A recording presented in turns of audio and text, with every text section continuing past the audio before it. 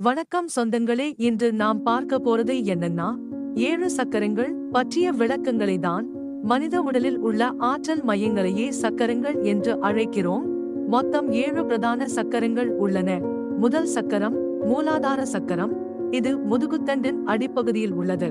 பாதுகாப்பு, தைரியம், தன்னம்பிக்கையை வழங்குகிறது. இரண்டாவது சுவாதிஷ்டான சக்கரம் கீழ்வயிற்று பகுதியில் உள்ளது. உணர்ச்சிகள், மகிழ்ச்சி, படைப்பாற்றலை கட்டுப்படுத்துகிறது.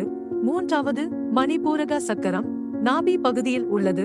தன்னம்பிக்கை, மனவலிமை, உடல் ஆற்றலை உயர்த்துகிறது. நான்காவது அநாகத சக்கரம் இதய பகுதியில் உள்ளது. அன்பு, கருணை, மனிதநேயம் உருவாக காரணம். ஐந்தாவது விசுத்தி சக்கரம் தொண்டையில் அமைந்துள்ளது.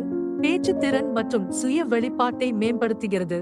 ஆறாவது ஆத்யா சக்கரம் 2 புருவங்களுக்கிடையில் உள்ளது.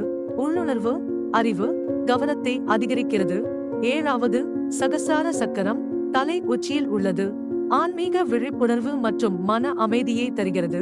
இந்த 7 சக்கரங்களும் சமநிலையில் இருந்தால் மனிதன் உடல் மற்றும் மன ஆரோக்கியத்துடன் வாழ முடியும்.